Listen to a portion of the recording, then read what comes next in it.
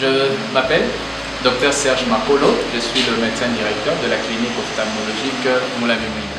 Nous profitons souvent de ce genre d'occasion pour sensibiliser la population sur la santé oculaire ainsi que sur la prévention de maladies oculaires évitables comme la cataracte, le glaucome, les vices de réfraction qui nécessitent des corrections avec des lunettes.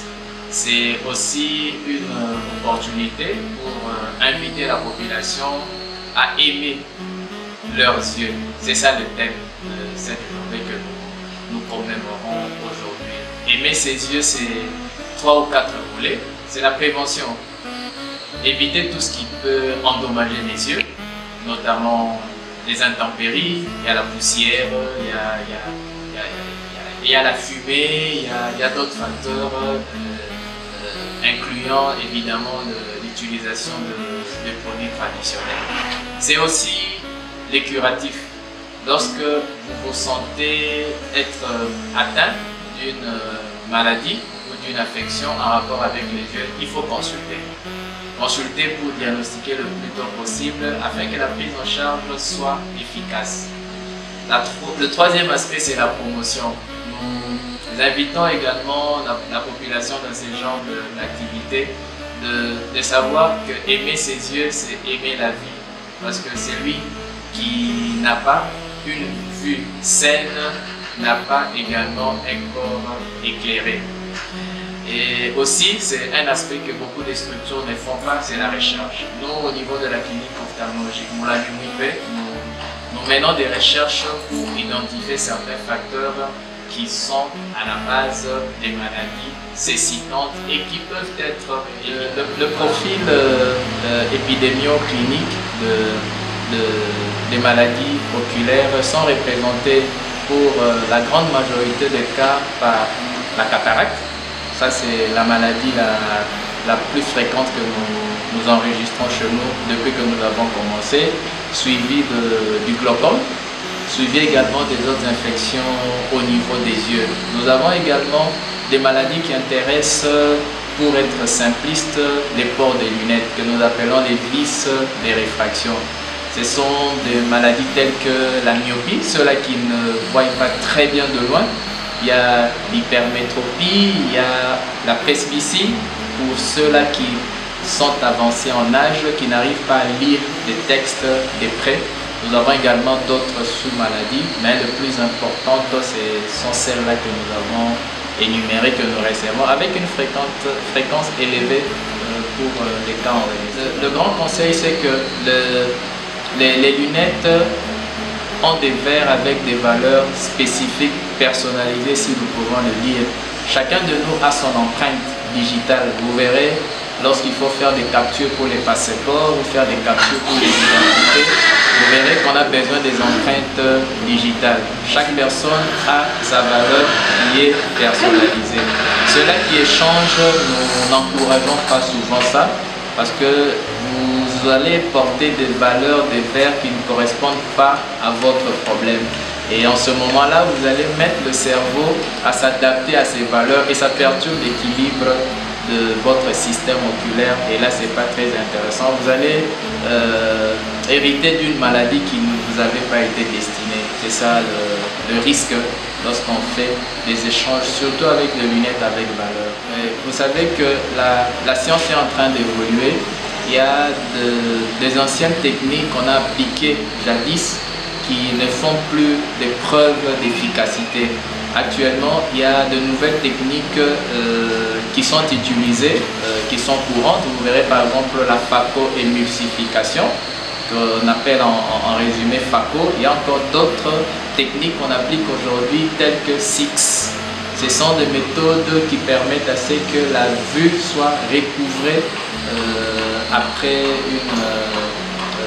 une prise en charge de la cataracte. Donc beaucoup de cas ont échoué à l'époque, jadis, parce qu'il y avait de vieilles techniques et ces vieilles techniques ont prouvé leurs limites. C'est ainsi que nous, au niveau de la clinique ophtalmologique Moulin-Mimouipe, nous utilisons le SIX et bientôt nous allons commencer à utiliser la phaco, et qui fait qu'il n'y a pas de raison. Et autre chose aussi, Vous savez, dans les anciennes vieilles techniques, on prenait en charge la cataracte sans faire l'échographie de l'œil. Parce que vous verrez que la cataracte, c'est une opacification de la partie que nous appelons le cristallin. Et il ne suffit pas seulement de voir le cristallin, mais il faut voir aussi l'arrière de l'œil que nous appelons la rétine.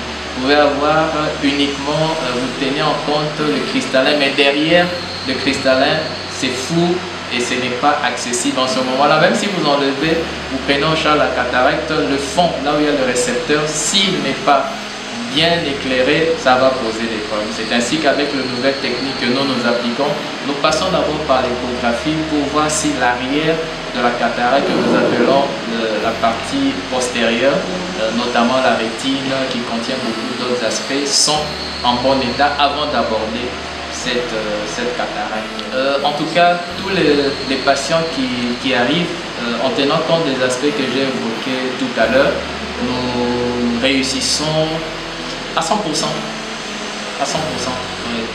C'est vrai que ce n'est pas tout le monde qui gagne 100% en fonction de certains déterminants, certains facteurs individuels, comme ceux-là qui peuvent être affectés par le diabète, ou être affectés par l'hypertension artérielle, ou être affectés par d'autres maladies métaboliques, comme nous les appelons dans notre jargon. Mais en tout cas, tout le monde retrouve à un gain de vue, à des degrés différents. Nous profitons de votre présence et de vos canaux pour inviter la population à la prévention. La prévention, c'est protéger ses yeux, aimer ses yeux, comme je vois souvent les mamans aiment leurs cheveux, aiment bien prendre soin de leur accoutrement. De la même façon, nous devons aussi aimer les yeux de cette façon-là.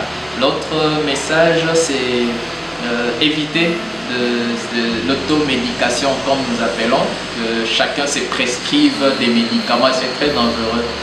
L'économie de notre pays a besoin de ces hommes-là avec une capacité visuelle au maximum. C'est ainsi que nous pourrons faire avancer notre communauté, notre population et notre pays, pourquoi pas le monde entier. Et nous en appelons aussi, pas seulement la population, aux leaders politiques, aux leaders de divers domaines, de venir soutenir cette prise en charge à travers la clinique ophtalmologique Moulami Mouipe pour sauver la population. Je pense que quand vous avez vu notre hall, je pense que vous n'avez même pas eu l'espace pour piétiner, hein. Vous avez vu le nombre, c'est pour dire que nous tous, nous sommes des personnes avec des problèmes de vision, mais nous ignorons. Vous voyez, moi-même là j'ai des lunettes, donc ouais, j'ai des lunettes, ça dit que ça peut donner l'impression comme si je vois très bien, mais j'ai des lunettes, j'utilise lorsque je suis dans le besoin. Voilà